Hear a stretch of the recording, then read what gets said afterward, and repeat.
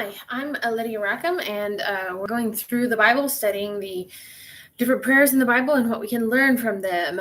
So we've kind of been starting from the beginning, and we're going all the way through. And although I've kind of been doing things out of order sometimes because different ones just sort of catch my I'm thinking about them a lot, so it's like, well, I want to do that one first before I do this other one. So now we're rewinding because last time we did Hannah and her prayer. And so now we're rewinding and we're going back to Jacob. So we had Jacob and he prayed because he was scared of his brother Esau and he thought his brother was going to kill him. He's like, oh my gosh, rightly so. And he thought his brother was going to kill him because he should have killed him. He did a really bad, mean thing. So, and then we already talked about how that ended up, how Esau embraced him with open arms and everything was good. And God had been working on Esau in the between time, answered the prayer before it was prayed. But there was a little space of time, a night between Jacob praying that and then meeting Esau. And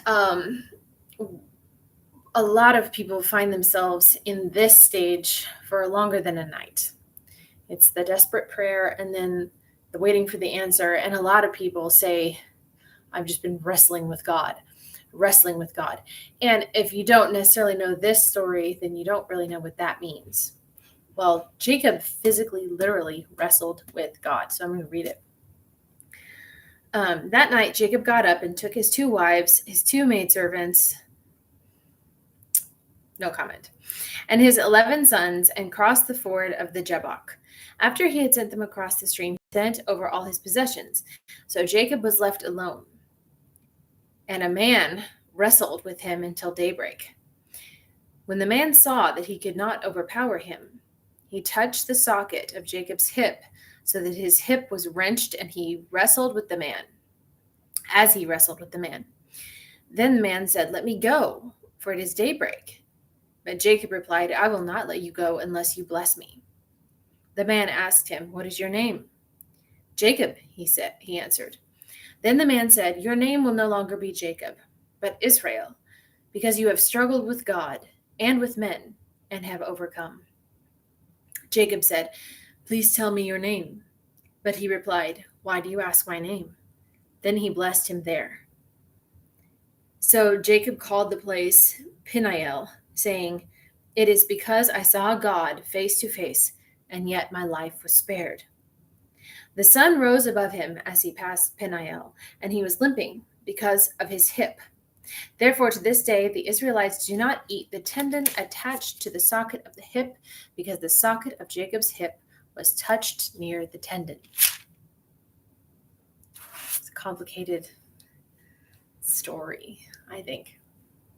I think it's really loaded, complicated. So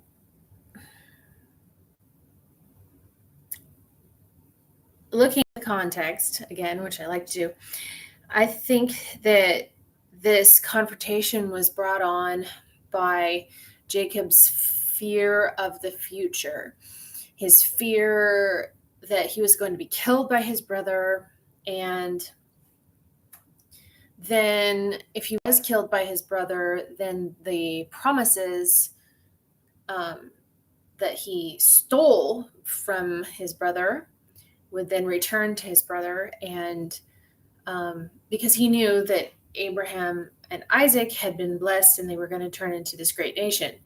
But Jacob had always wanted to lay hold of that promise for himself. He wanted that promise. He wanted to be God's chosen. He wanted to be the one that was blessed and would prosper and that would walk with God and be the one. He probably didn't think that Esau was worthy of it, because Esau kept wandering around and hunting and not paying attention. And also Esau was careless enough to just sell his birthright for a pot of soup. So he obviously proved that he didn't care about that birthright. So Jacob's like, why don't I have it? I value it more. So he resorted to like tricksy ways of doing that, which isn't right. But so he's afraid that he's going to be cut off and he's not going to get any of the promises that were supposed to come down through the family. So here God comes to wrestle with him. He's not wrestling with Esau. So this is a physical body of God. Physical body. A man. God. Jacob says it's God. I saw God face to face. So obviously, who is this? This is Jesus. This is Jesus, his body, physically showing up to wrestle with Jacob. And so also what's interesting is when it says, when the man said, let me go, for it's daybreak. So they obviously weren't having conversation while they were thrashing around. This is all night wrestling. And I'm assuming that God made the first move and grabbed Jacob. But since there's no questions asked, I almost wonder if it was like Jacob was like deep in a spiritual moment, and then the culmination of the spiritual moment was a physical manifestation of God coming to wrestle with him. And of course, it's a foreshadowing of the nation of Israel constantly being in a wrestling state with God. Now, it's very interesting because you're not shooting at each other. It's not a long distance fight where you're shooting at each other. It's like, you use the word intimate. It's like, you are grabbing each other. Your face is in their face. It is a struggle. You have to be close in there, grabbing, arms and twisting and, in order to be wrestling. So it's, this is a metaphor for God's relationship with Israel, constantly entangled and most of the time antagonistic. Yeah. But it's interesting that it doesn't say if Jacob, we know that God always comes if you call him. So deep in his heart, Jacob must have been calling, and then God came, and then they wrestled. Because the man said, let me go. So Jacob has got hold of him. And so obviously, so what's that? That's just really interesting. Well, and it also says, and the man saw that he could not overpower him.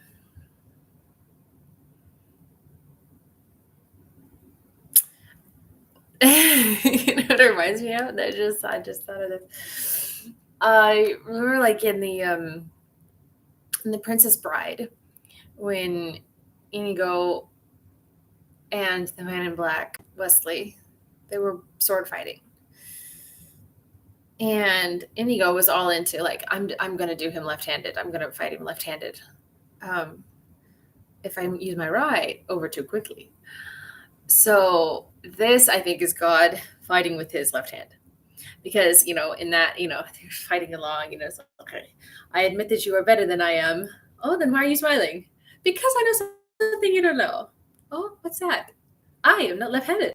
So I think that what God was doing here was he was limiting himself in order to give Jacob a good feeling of wrestle.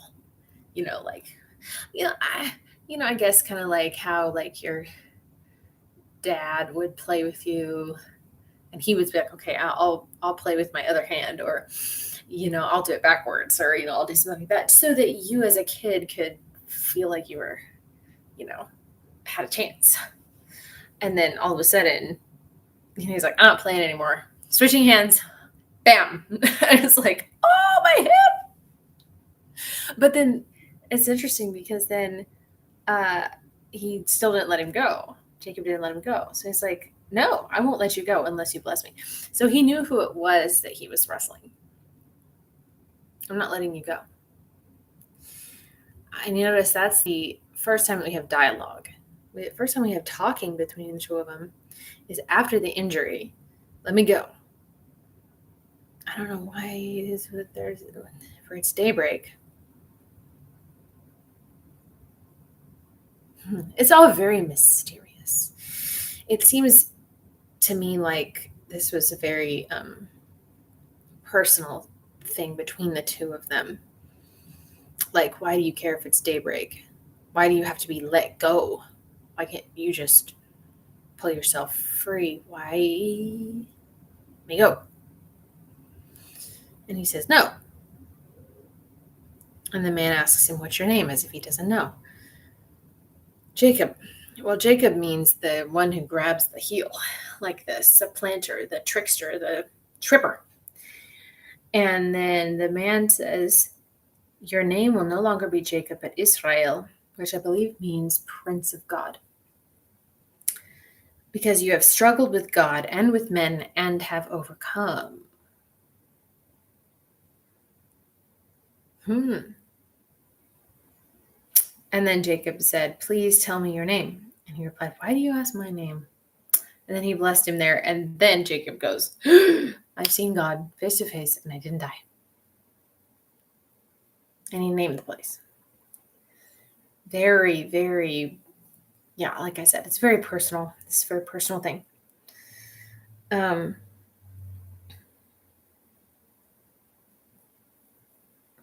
I heard a sermon one time that said, notice that once, while you're struggling and fighting, there's no talking and there's no blessing. There's just struggling. But once you are helpless, then now God can't leave. And so now he can talk. Now he can bless you. It's like that you've come to the end of yourself. And so, but I wonder if there's another angle to that. I wonder if the hip hurting was the final test. It was like, the final test. Like, you're wrestling. This is not pleasant, but you want something from God. You want an answer. You want that answer because Jacob wanted that answer. He's like, I want you to protect me from my brother Esau. I want to have the promises. I don't want them to be taken from me. I want to be the one that is God's chosen. I want to be, not him. And so they struggled with God. And God gave him a little bit of illusion that, well, maybe it was to make him stronger. Like in The Rookie, how he pitched, his fastball to his high school team, and eventually that made him really good. So it's like wrestling with him all night long was like, oh, I'm in it. I can do this. I can keep up. And then the last test was when you're exhausted because you did this all night. Whack. This sudden screaming pain in your hip. Ooh.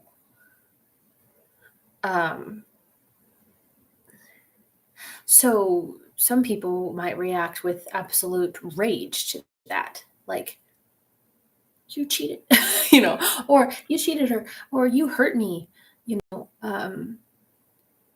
And, God didn't kill him, but it was, he hurt him to see if he would let him go.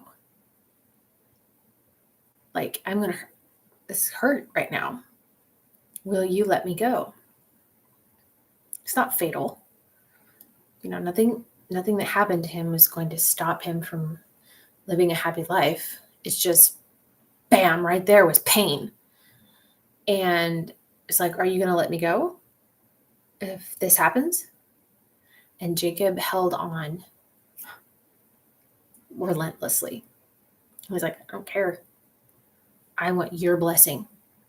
And it even proved to him, I think, how powerful God was. In that moment, he was confronted with God's power. And so it confirmed for him, this is God, and I want his blessing. I will not let go. Even if I have screaming pain in my hip right now. I didn't come this far to only come this far. I'm not doing it. And so I think this was a test on God's part. God was testing him. He's like, yeah, you say all this stuff. You might just want all the goodies. But do you really want to spend the rest of your life and the rest of your people's life in the ring with me? Because that's what we're going to do. This is this. There's going to be constant you and me. Nobody else. No one else. On the whole side of this river, there's no one. You and me. So that was a test to see if he would turn back on what he wanted, what he'd been praying for, what he'd been striving for his whole life. Ever since he decided to take that birthright from Esau. It's like, well, if you take the birthright, then you also take me. That's what this is. So I think that sunk in. This was, it's like, here we are. And he did not let him go. And so God changed his name. He wiped out that whole supplanter sort of thing. And he's like, now you are mine. I chose you. So we chose each other now, right here. You chose me. I chose you. Here we are. And he blessed him. So God now has given him the blessing. Whereas his father before gave him the paternal blessing, now God has given him the blessing. Now he becomes God, the father of Abraham, Isaac, and Jacob. Abraham, Isaac, and Israel. Not Abraham, Isaac, and Esau. This is where it starts, right here. Israel. That's the first time you see that in the Bible. Israel. Pretty cool. So I would say the lesson to be learned here, don't let go. Don't let go. What you're going through may be a test. It might be a test. It might look like nothing you thought was going to happen. Like nothing. Because like Jacob was here all alone. It was scary. And he was thinking that he was going to get killed tomorrow. And then his whole family was going to be killed. And it's like, so what about the promises? What about my birthright? What about the blessing? What about all that? Doesn't look like that's going to happen. I'm going to get killed by my brother. So situationally, it might look opposite from what God has said. And you might feel misled or wrongly hurt. But grit your teeth and don't let go. He might just be seeing if you'll let go or not. So don't let go. Don't let go. Don't sell your birthright for soup. Don't let go. That's the lesson. Don't let go. Talk to you next time.